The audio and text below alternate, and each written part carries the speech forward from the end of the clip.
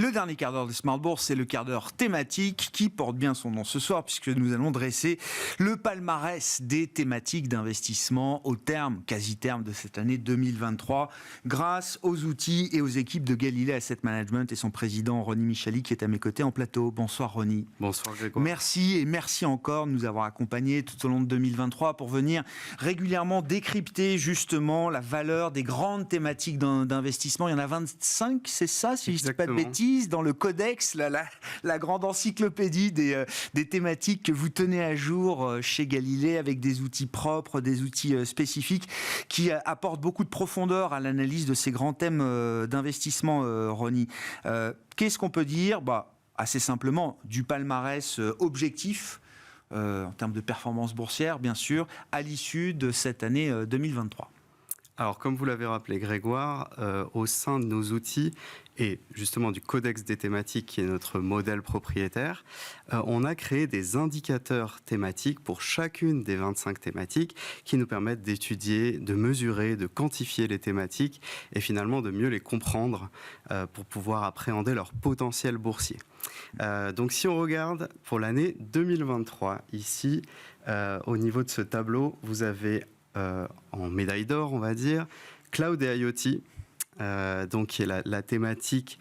Je rappelle IoT, Internet des objets, juste pour le rappeler. Internet des objets, exactement. Terme familier pour beaucoup. Absolument, qui a très bien performé cette année, puisqu'on est à 48,5 de performance. Avec une volatilité, somme toute, assez mesurée, 23%. Alors, il y a bien sûr une bonne croissance du business dans le cloud et l'IoT, portée par l'IA et surtout portée par les infrastructures dont a besoin l'IA pour fonctionner. Il y a le cloud B2B aussi qui est en forte croissance structurelle et avec finalement des boîtes qui étaient plus cigales que fourmis ces dernières années, jusqu'en 2022 quasiment, et qui commencent à gagner de l'argent. Donc, des boîtes qui deviennent rentables dans cette thématique.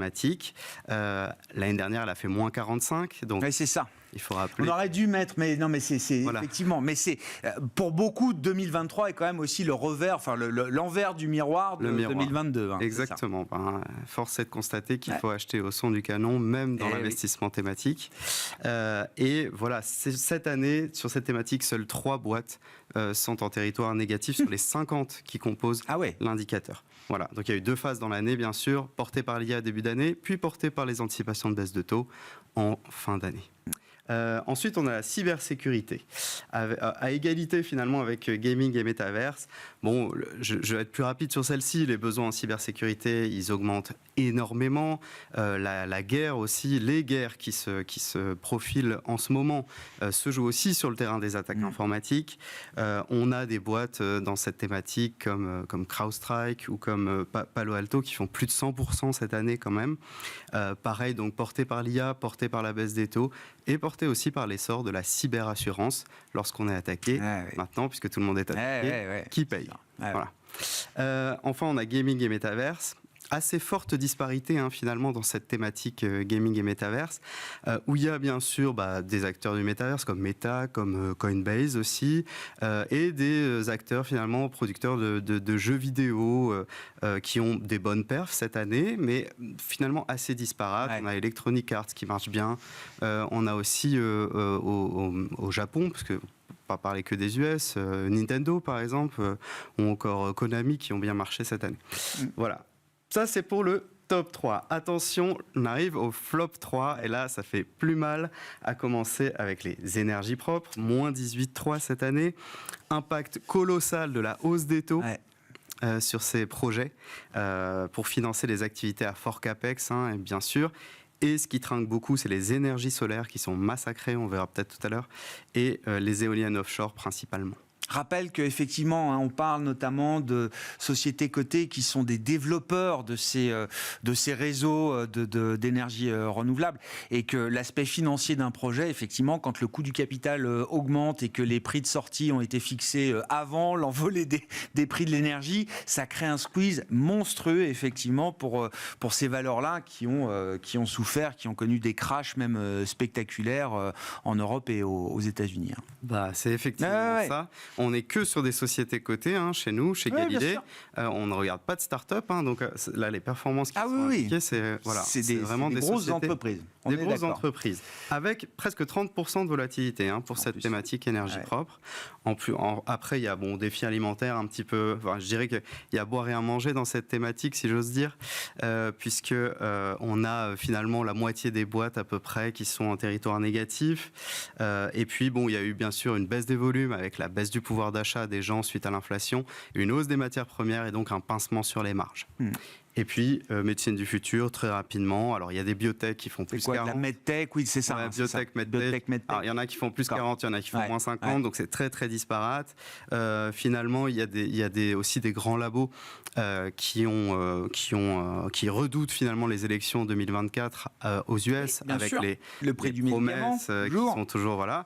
Et il y a quand même des cartons économiques et financiers dans cette thématique, avec les acteurs qui sont sur le diabète et l'obésité, qui ont fait vraiment un carton cette année. Bien sûr, mais effectivement, une grande disparité aussi au sein de cette thématique, qui au final est une thématique en baisse, et au terme de cette année en légère baisse. 2023. Légère baisse, effectivement. Vous avez choisi de vous focaliser aussi sur quelques thématiques clés. Alors, il y en a une, effectivement, qui fait partie du haut du classement, il y en a une dans le bas du classement, et puis une qui est plutôt au milieu du classement, c'est ça, dans le ventre mou, comme vous dites, Ronnie. Donc on parle de robotique, on parle de luxe, et on parle d'énergie et d'énergie propre à nouveau. Alors. Absolument. Alors, sur ce graphique qui vient d'apparaître, on voit la performance en base 100 depuis le 1er janvier de la robotique et intelligence artificielle. Donc c'est la grande thématique IA robotique que l'on a chez nous. On voit, donc ça c'est en bleu, on voit en jaune, luxe et lifestyle, presque en doré je dirais même, et puis en vert, énergie propre. Luxe et life, déjà pour commencer, robotique et IA, porté par l'IA générative, bien sûr, mais aussi par les valeurs japonaises, parce que dans la robotique, il y a beaucoup de Japon. Et le redémarrage post-confinement du Japon et aussi la sortie de la déflation redonnent de l'attractivité à l'économie japonaise. Donc ça, c'est pour la robotique et l'IA. Pour luxe et lifestyle, on a bien sûr le ralentissement de la demande en Europe, aux US, mais surtout en Chine, avec des boîtes comme Hermès, qui fait à peu près 50% de son chiffre d'affaires en Asie, en Chine même, et puis LVMH aussi. La Chine qui est face à une crise immobilière, vous en parliez juste avant avec les invités précédents, et puis une croissance post-Covid assez décevante. On a plutôt une normalisation de la croissance. On avait des marques comme Christian Dior qui étaient sur du 30% de croissance par an. C'était pas vraiment soutenable. Donc voilà, une normalisation qui fait que du coup, la thématique est en progression cette année, mais plutôt ventre mou du classement. Et enfin, énergie propre. Alors là, les green tech, sociétés en pleine croissance, mais qui sont rarement rentables, avec un fragile équilibre qui a été brisé par la hausse des taux. La lenteur aussi des subventions de l'Inflation Reduction Act qui tarde à arriver, et le retour du nucléaire et des énergies fossiles suite à la guerre en Ukraine. Et donc là, on est sur une forte baisse. Non, mais ça montre bien effectivement l'écart qu'on a comme ça sur ce panel de 25 thématiques que vous analysez, entre les meilleures et celles qui ont été les contre-performeurs, on va dire, de cette année 2023. En tant que société de gestion, Ronnie, j'ai envie que vous nous disiez un petit peu comment vous regardez 2024 en termes de dynamique possible des marchés. Et justement, si on construit ces stratégies sur la base de fonds thématiques, quelles sont les thématiques qui vous paraissent appropriées? Alors, je ne sais pas quel est l'horizon de temps que vous fixez pour définir les bonnes thématiques à avoir en portefeuille au 1er janvier 2024. Est-ce que c'est pour 2 mois, pour 3 mois? Est-ce que c'est pour toute l'année et plus? Mais voilà, quelles sont les thématiques avec lesquelles vous êtes les plus à l'aise pour entamer 24? On va dire premier semestre 2024, on va dire que le marché anticipe à 6 mois, plus si affinité bien sûr, mais déjà on va donner des perspectives pour le premier semestre 2024 avec 3 thématiques: économie du sport, économie numérique et mobilité du futur. Alors, économie du sport, thématique assez blend. On aime bien parce que ces dernières années, il y a eu des excès dans tout ce qui est croissance, dans tout ce qui est value. C'était un excès dans un sens, dans l'autre. Finalement, économie du sport, on revient sur des niveaux de valo assez attractifs, avec la normalisation des inventaires et des stocks aussi qu'il y a eu dans cette thématique, les dépenses de consommation discrétionnaire qu'on estime augmenter pour 2024, et donc profiter à cette thématique finalement économie du sport. Sur cette thématique, on peut s'exposer via Mandarin Global Sport ou Montpensier Sport Solution, qui lui va prendre en compte aussi le bien-être nutritionnel dans son allocation. Je sais que vous recevez... Oui, il est venu il n'y a pas longtemps. Et un des moteurs pour lui de la stratégie, ça reste aussi le calendrier des événements sportifs. On sort de la Coupe du Monde de rugby, les JO Paris 2024 devant nous encore. Et donc, c'est à chaque fois des moments très particuliers pour le business, notamment des équipementiers sportifs, etc. Absolument, et même pour le e-sport. Oui, en plus. Il y a un engouement à chaque fois sur le e-sport, à chaque fois qu'il y a une compétition. Alors, on a ensuite économie numérique, et ici, vous avez le graphique du PER, finalement, de l'économie numérique en bleu clair versus en bleu marine noir, le MSCI World. Donc, on voit qu'on était sur du 30-35 ces dernières années. Et ce PI s'est normalisé, donc ça on aime beaucoup, avec une croissance du chiffre d'affaires parmi les plus fortes des thématiques qu'on regarde, 9% par an, croissance des BPA attendue de 22% par an, donc c'est énorme, et puis donc une forte intensité de R&D aussi dans cette thématique qui, à notre avis, va porter le cours boursier. Économie numérique, on trouve quoi, des boîtes de services informatiques, etc. Alors, on trouve du retail en ligne, par exemple Zalando. On trouve des services en ligne, du Netflix, du Uber, etc. Voilà, économie numérique. On peut s'y exposer via AXA Digital Economy, c'est un fonds, ou via Globalix ETF e-commerce pour ceux qui aiment la gestion passive. D'accord. Et enfin, mobilité du futur, si on a encore quelques Il nous reste une minute, Ronnie. Au niveau de la mobilité du futur, il y a bien sûr la demande des véhicules électriques qui est en forte augmentation, avec le durcissement de la réglementation. On a les niveaux de marge et les bénéfices des boîtes qui sont en amélioration. Et donc, cette thématique mobilité du futur nous paraît être, en tout cas pour le premier semestre 2024, une thématique intéressante à mettre en portefeuille, parfois décorrélante aussi.